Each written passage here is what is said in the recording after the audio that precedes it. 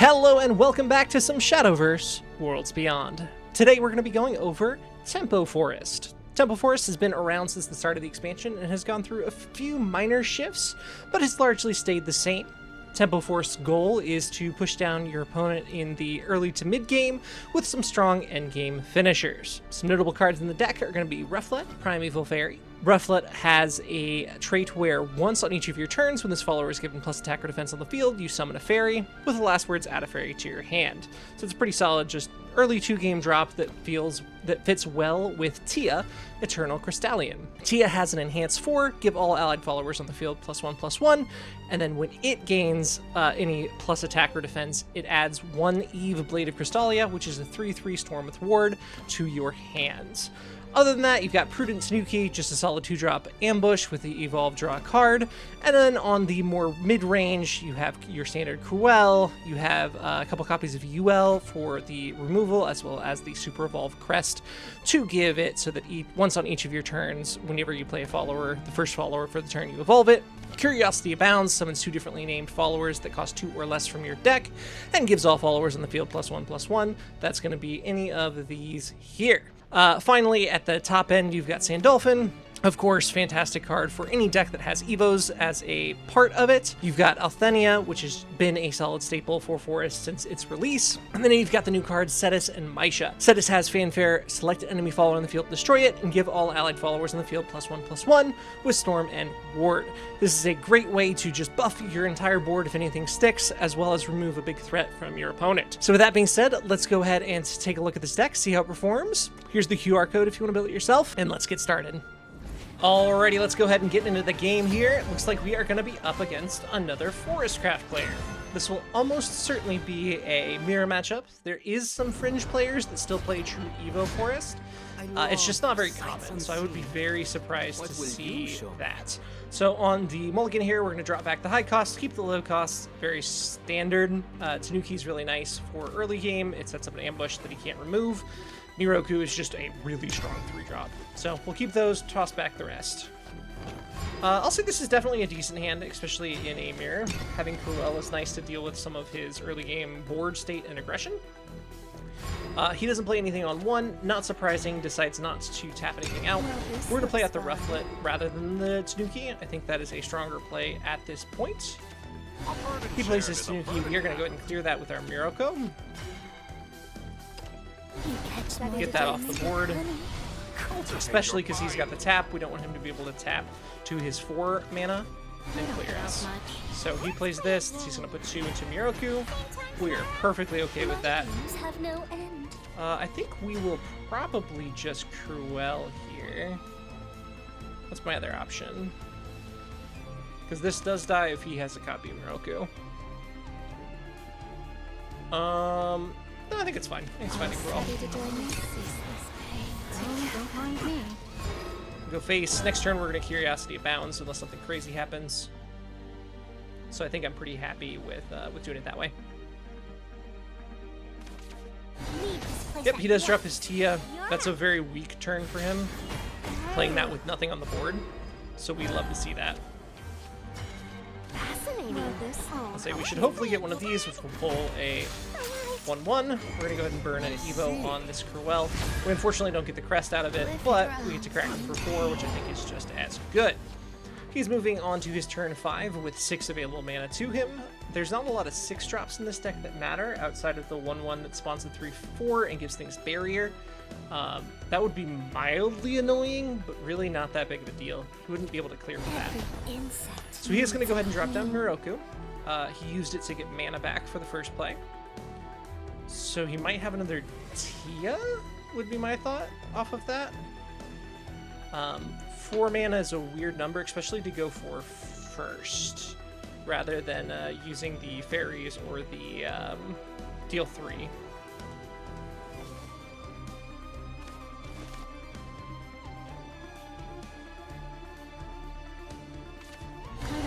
Alright, so he's just going to play another 3-drop. He doesn't have another buff card outside of maybe a Wills United. I know some of the Tempo Forest still run that. Oh no, he's going to do this, get 2 more mana, and then play his Tia. Okay, that's fair. Oh no, he doesn't even have that. He has Eve. Okay, weird choice. He is going to be able to clear off of that. No, he doesn't even. He still doesn't even clear off that.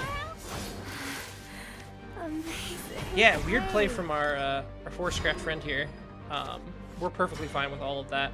We're going to double out Krug, and then I think we're going to drop a fairy just to clear the 1/1. We could Evo here. I'm considering it to push 4 more damage. I think we will, especially with a set us in hand. I'm going to prove my stuff. We are going to hold 1 fairy though.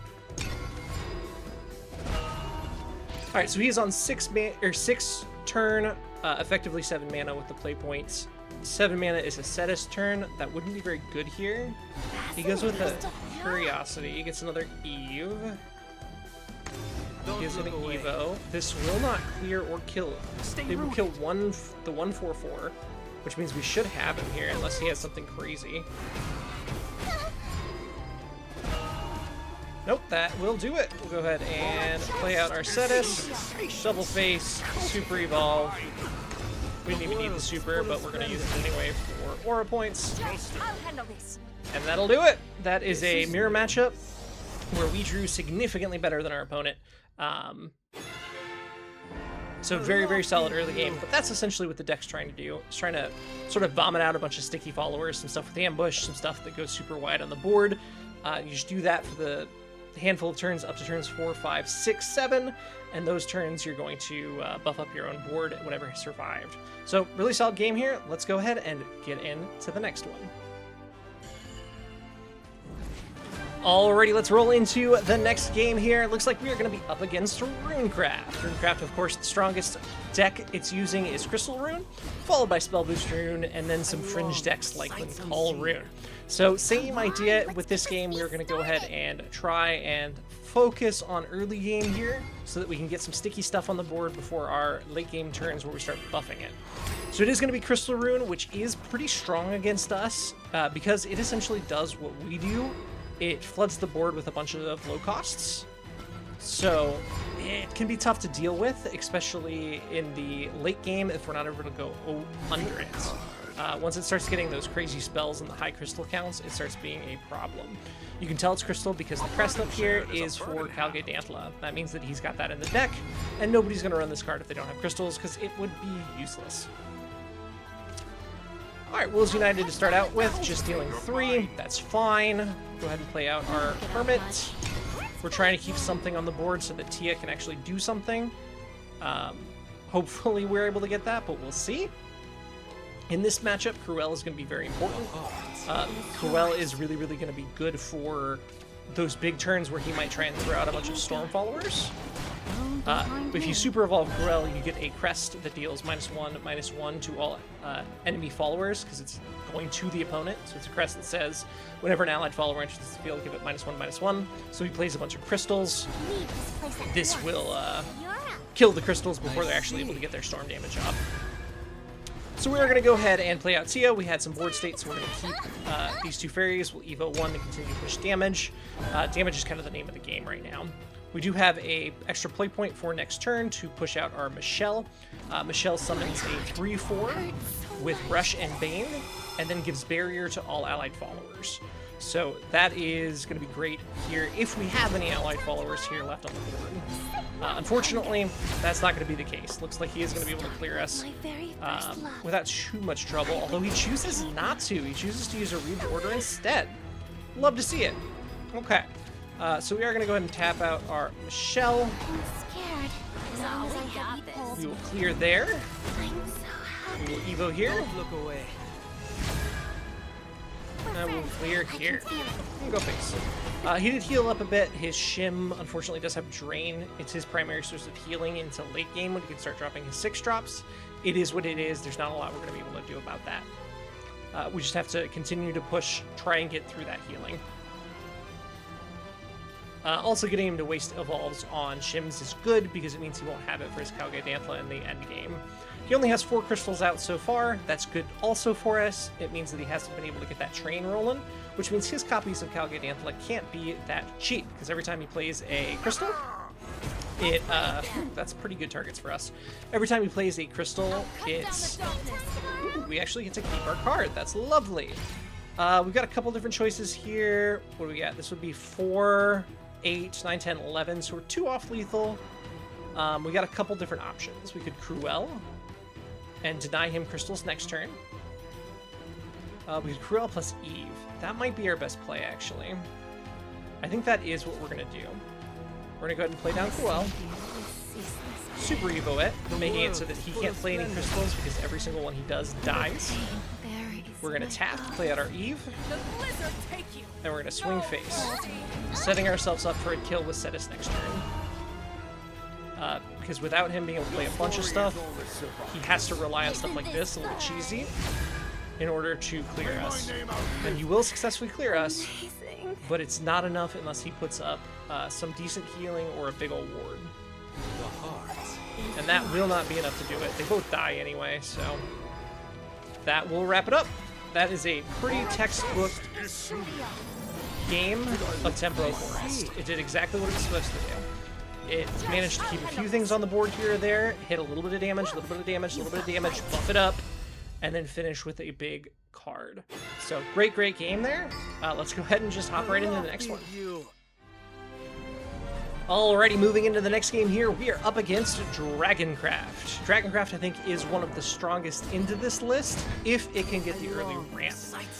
Dragon, in general, is going to be trying to shoot for some ramp plays as quickly as possible, getting to those big danger cards, whether that be Burnite Earth package or a more Intimidate style package. So tossing back here, we're going to get rid of both the 5-drops, keeping the Miroku. We draw a Rufflet, that's nice. That'll give us a little bit more early game. Dragon does have a lot of cards teched in recently to deal with wide boards. So it's not as easy to go underneath Dragon as it used to be. But we'll see. It's got the 4-drop, deal 1 damage per enemy follower on the board. It's got your standard sloths just set up to clear as much as possible.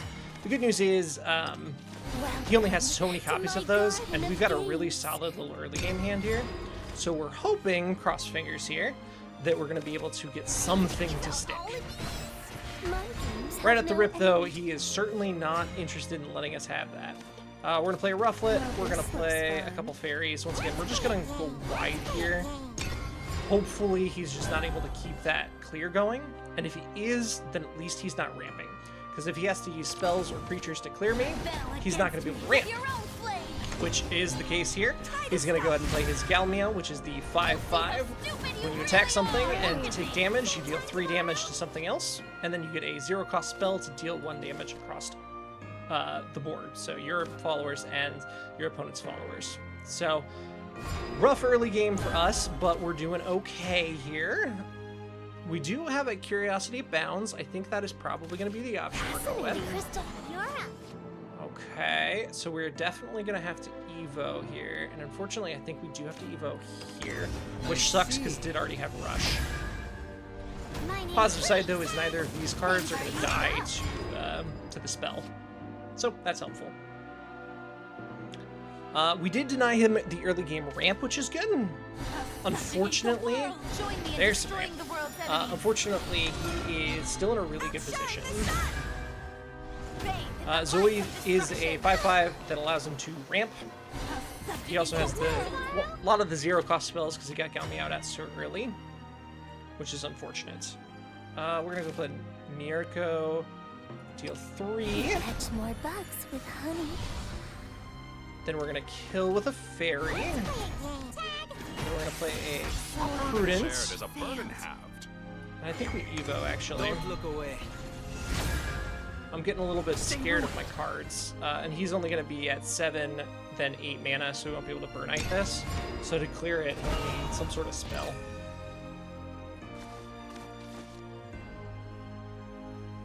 And we'd love to set us next turn. I'm considering teching like 1 copy of Olivia into this deck, just because there are some really important super evolved targets, whether that be Cetus for damage or Althenia for clear. So I'm very tempted to drop the ULs for some Olivias. I think one of the weakest parts of this game right now, or of this deck, is its slow or his lack of ability to have super evolves at the end of the game. All right, off the rip here, we got a couple choices. We can Cetus or we can Spirit. Both of those will clear this. I think we're just gonna Cetus. We could also UL, but I think I want to save UL. So we're gonna Cetus this down. His next turn is his Burnite turn.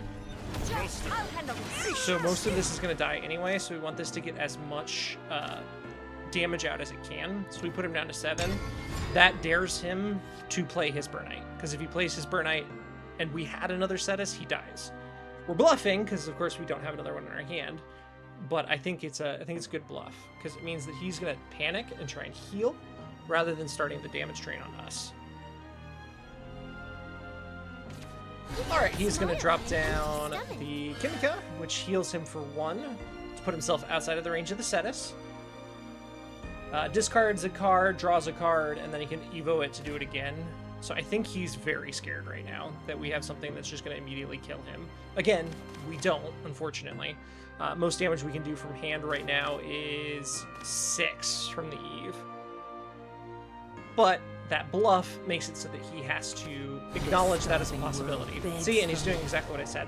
He is panicking and healing as much as he can, as quickly as he can. He's going to super evolve his Galmeo, so that leaves him with 1 evolve total. He's going to Ardent, which kills his own 2-1. He's going to Ardent again to clear the 9-5. That leaves us with a 4-1 on the board. So we are very happy with that. Perfectly fine, not a big deal. At this point, I think we will UL. Here's his 5-4. We can then super evolve it, which gives us all followers that hit the board. The first one per turn gets an Evo. We'll go ahead and play our Eve, so that card is going to get the Evo. We're going to do 9 damage, putting him down to 4, which once again, he has to be afraid of that Cetus coming out. So he has to either heal or risk it and go for an all-in style play. So it looks like he's going to go for that all-in. He's going to play out the Burnite. That is unfortunate for us because, like I said, we don't have that 1 kill. And we did not draw it. Okay, so we will get 3 damage from Kupaton, which is nice. So it's going to do 7 to this, which is going to put it down to 5 health, so Kupaton will clear it. And we're going to put him down to 1, and I genuinely do not have another way to do damage to it. So we're going to play Cruel first, because that'll get the free Evo. We don't want to give that Evo to Kupaton, it's going to get it anyway. Play this. It's going to do 3 to him.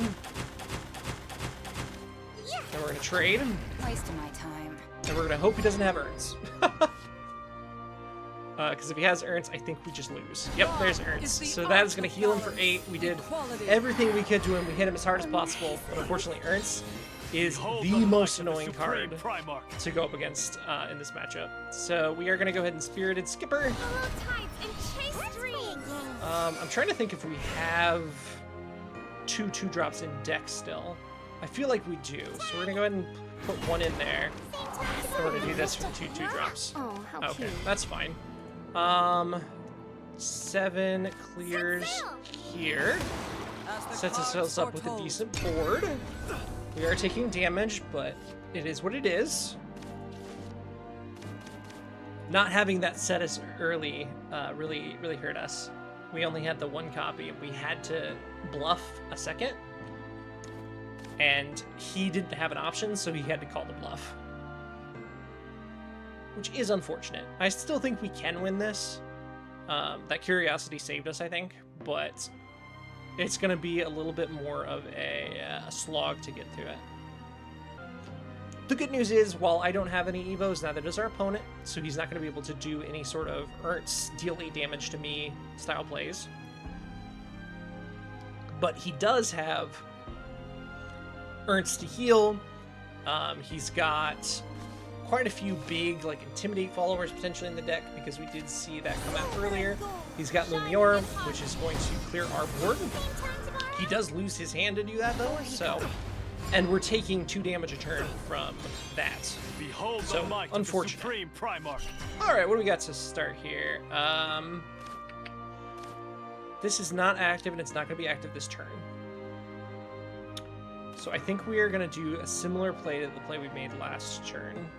We're going to play Spirited Skipper. Follow tides and chase dreams. This is going to go in. This is going to get played, and then we're going to Tia to bump our board up a bit. You're up. So we set ourselves up with another big board. We are down to 7 HP, effectively 5, because we're going to take 2 more from Burnite next turn. He's going to drop down a Zoe, which is the last card in his hand, which does kill me, unfortunately. I think we did about everything we could that game. Not drawing the Cetus is unfortunate. I think had we had that a little earlier on, or for that matter, an Althenia would have been really, really nice. Any of our top-end cards. So sometimes you don't draw the cards you need to draw. It happens. I like to showcase games that you don't succeed in just as much as the games you do succeed in, because you should know, especially if you're a newer player, Shadowverse is a tough game. Sometimes you're going to lose games that you feel you played really well. Sometimes you're going to lose games that you feel you played really poorly, and sometimes you're going to win games you feel you played very poorly. So that's fine. Just do your best to learn from it. Alrighty, let's go ahead and get into the next game here. It looks like it's going to be against Dragoncraft. Let's see if we can get our revenge. Dragoncraft, as mentioned before, is going to be primarily ramp-based with a couple variants at the top, whether that be Intimidate or a more standard Burnite and Ernst combo. I expect to see the Burnite Ernst. I think Intimidate is more of a fringe list. That being said, our early game hand is once again pretty solid. Again, our dragon friend is going to be trying to ramp. Anything we can do to delay that is good. We're going to play Lyria here over Rufflet. I think it has a better chance of sticking, and we would much rather have something hold the board here. You can't smile on an empty stomach. Alright, we are okay with that. We're going to go ahead and retain our barrier. We're going to play Citrus. I don't get out much. And use one of the 1/1s. I'd much rather hold the barrier, because once again, we want things to live. So giving us something that can potentially survive is much more important than retaining something on the board. Oh, don't mind me. Alright, beautiful. I'm fairly happy with that. We're going to go ahead and play our Tia. Leave this place at once. You're up. We'll go ahead and trade in here. Now, do we kill it is the question. Do we lose 2 damage in order to remove the 1/1? The answer is absolutely not. The only thing that punishes us is if he removes the barrier with it. And even if he does, I still feel pretty okay with it. He is going to remove the barrier. Does he have Prominence? Galmio. Okay. Galmio does not clear on her own, though.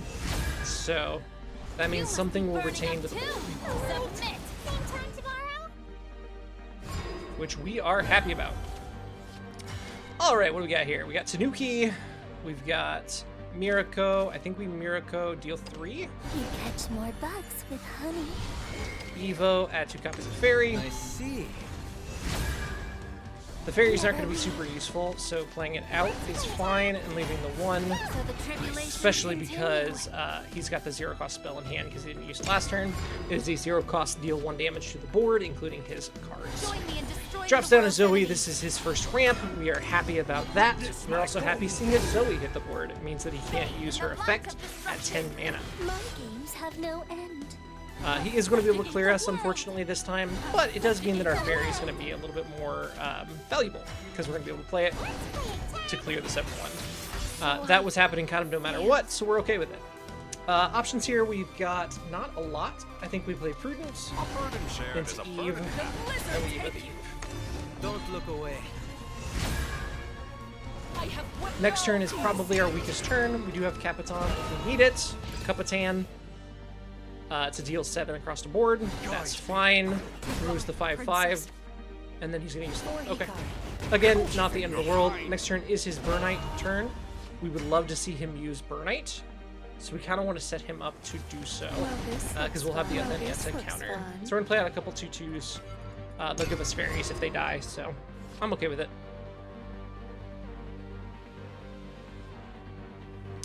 Alright, let's see if he taps out the Burnite.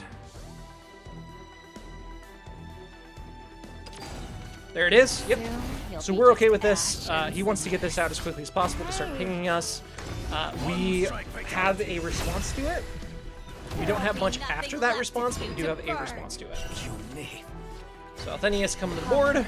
And deliver us the future.